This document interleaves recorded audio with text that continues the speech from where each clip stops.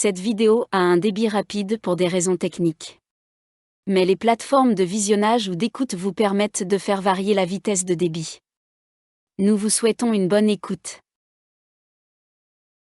Cette vidéo podcast se veut un texte lu principalement et illustré notamment par des références originales. On peut se procurer la publication auprès de l'éditeur, ou consulter la publication dans les bibliothèques où elle est disponible ou auprès d'aide structures comme les sociétés historiques implantées dans les communes. Noisy-le-Grand. Cahier. Des plaintes, doléances et instructions de l'Assemblée de la municipalité de Noisy remis au sieur Pierre Milon et Jean-Louis Menage, élu et choisi pour assister en son nom en l'Assemblée du bailliage qui doit se tenir au Châtelet, le samedi 18 de ce mois. L'Assemblée de la municipalité de Noisy, formée en exécution des lettres de convocation des États généraux, données à Versailles le 24 janvier dernier, et de l'ordonnance de M. le Prévôt de Paris, pour rédiger le cahier des doléances, plaintes et demandes de ladite municipalité, qui sera porté à l'Assemblée du tiers-État du bailliage de Paris, par les 2 députés élus à cet effet, arrête, avis et instructions qu'elle désire être présentée et proposée à l'Assemblée générale des États de la Nation, ainsi qu'il suit. Impôts. Article 1. L'Assemblée demande que tous les impôts, que les États généraux jugeront nécessaire de conserver ou d'établir, soient payés également par tous, sans aucune distinction d'ordre, de rang ni de privilège. Article 2. Elle demande que l'impôt du nom de trobus, gros manquants, comme, de même, tous les autres impôts sur la consommation du vin dans les villages, soient entièrement supprimés à raison de leur peu de produits, eu égard aux frais qu'ils occasionnent, et aux vexations, soumissions, chez les visites qui ne sont pas même pour le paysan contradictoires, et ne boire son vin, sans rendre à des commis compte qui, vrai ou faux, est toujours suspect. Article 3. L'Assemblée désirerait également, qu'il fût pris du produit de l'impôt de la gabelle, une portion pour diminuer le prix du sel dans les campagnes, afin de pouvoir diminuer la consommation pour l'engrais des terres et la nourriture des bestiaux. Article 4. L'Assemblée reconnaît la justice du paiement des dîmes, attendu que, quoique cet impôt soit considérable, le propriétaire et le fermier avaient connaissance de cette charge lorsqu'ils ont acheté ou loué leurs terres. Mais sous le nom de dîmes aux anciens usages, connus sous le nom de dîmes insolites, l'Assemblée désirerait la suppression de tous les nouveaux usages connus sous le nom de dîmes insolites. Article 5.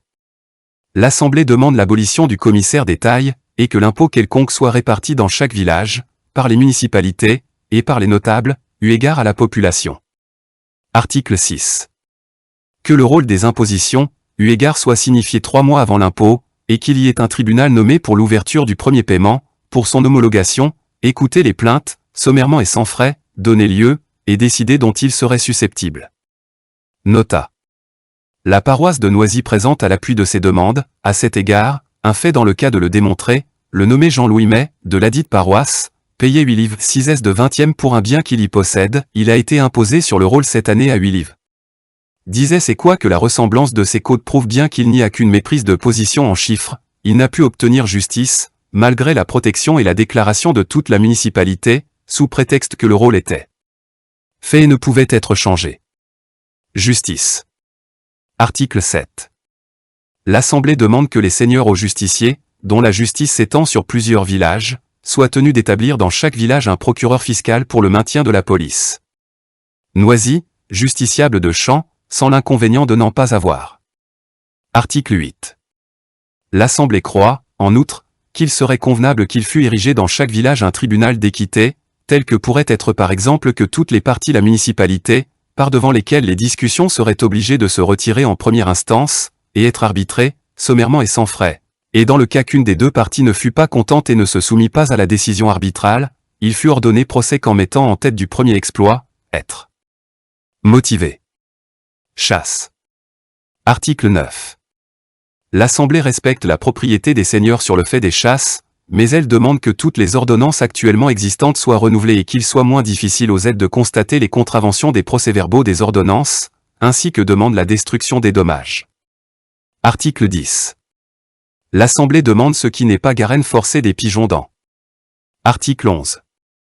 Elle désirerait également jusqu'au 15 septembre que les lapins fussent enfermés depuis le 24 juin jusqu'au 15 septembre. Blé. Article 12.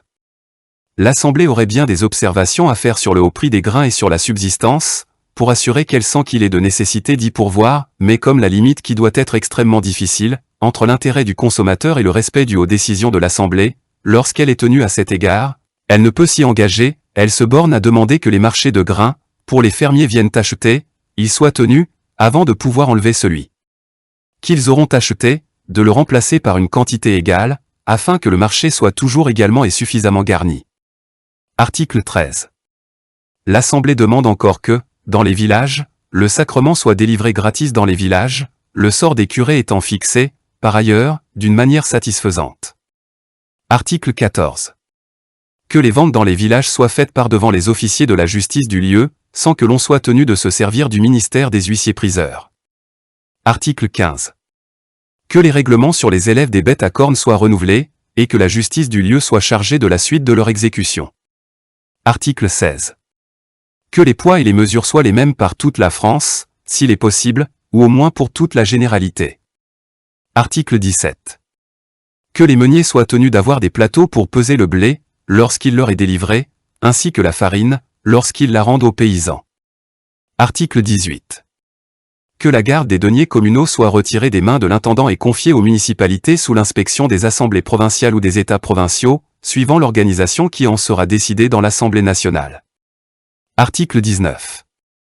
Enfin que les biens communaux ne soient sujets à aucune imposition, attendu leur objet d'utilité publique. Fait et arrêté dans l'Assemblée municipale du village de Noisy-le-Grand, tenu dans l'église paroissiale, le 13 avril 1789. Et les 10 habitants du dit village qui ont su écrire et signer le présent cahier.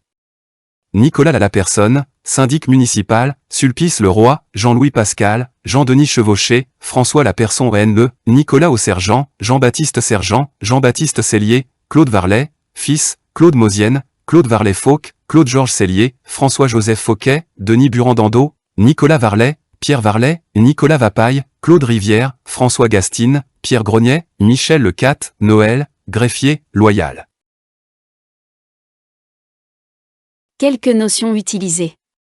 Aide, impôt sur la consommation et la circulation des denrées dont les taux et l'assiette sont d'une grande complexité. Les boissons sont les denrées les plus imposées et les plus impopulaires, les droits sur les boissons consommées par le producteur au-delà de la quantité fixée pour sa consommation personnelle. Sa perception peut s'accompagner de contrôles et de perquisitions très mal supportés par la population.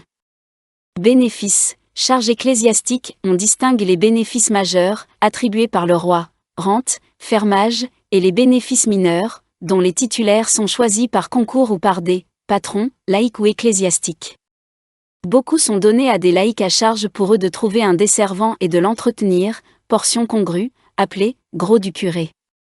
Capitation, impôt direct créé par Louis XIV en 1695, au XVIIIe siècle, le clergé et la noblesse obtiennent divers adoucissements, la capitation est essentiellement payée par le tiers-état. Casuel, redevance payée au clergé à l'occasion de cérémonies religieuses, baptême, mariage, enterrement, messe, variable en nombre et en prix. Les fidèles répugnent à payer le casuel en plus de la dîme, beaucoup de prêtres non titulaires de bénéfices reversent une partie des dîmes aux bénéficiaires sous forme de portions congrues. Champart, redevance en nature levée par le seigneur sur certaines terres, avec la dîme, la principale redevance en nature. Colombier, droit d'avoir un colombier et des pigeons, généralement réservés aux seigneurs aux justiciers. Les particuliers ne peuvent avoir que des pigeons en simple volière semi-domestique.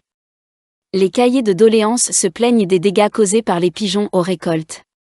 Corvée, obligation d'effectuer, pour le compte du roi ou d'un seigneur, des travaux d'entretien ou de construction, généralement sur les voies de communication. La plus répandue est la corvée royale, grand chemin, qui oblige chaque communauté à fournir un certain nombre de jours de main-d'œuvre. Bien que l'exemption soit interdite, beaucoup se rachètent, elle est parfois remplacée par une imposition en argent, inégale et critiquée. Dîme, impôt payé au clergé, levé avant tout autre impôt sur les récoltes, sauf bois, étangs, prairies naturelles. On distingue grosse dîme, vin, céréales, et menu dîme, fruits, légumes. Créée pour subvenir aux besoins du culte, sa quotité est d'environ 1/10. Souvent perçue par des bénéficiaires absents, elle est très critiquée. Droit de minage, droit perçu au nom du seigneur qui fournit la mesure et paie un mesureur pour constater légalement la quantité de grains vendus. Gabelle, impôt indirect sur le sel, monopole d'État. Les gabelous ont droit de perquisition dans les maisons pour traquer la contrebande, leurs méthodes brutales et amendes sont particulièrement haïes. Laboureurs, paysans, propriétaires ou fermiers, possédant au moins une charrue et les animaux de trait. Péage, taxes payées au roi ou au seigneur pour le passage de personnes, bestiaux ou marchandises, ponts, chemins, rivières, entrées de ville. Plaisir de sa majesté ou du roi, désigne habituellement la chasse royale, on dit aussi, plaisir de chasse. Regratier, vendeur de sel au détail, achète ce droit aux fermiers des gabelles. Syndic, représentant en justice de la communauté rurale, à l'origine élu, de plus en plus désigné par l'intendant, préside l'assemblée des paroisses. Taille, impôt direct depuis 1439, roturier par excellence, attaché à la personne du roturier selon ses revenus estimés, exempte noblesse, clergé et nombreux officiers bourgeois.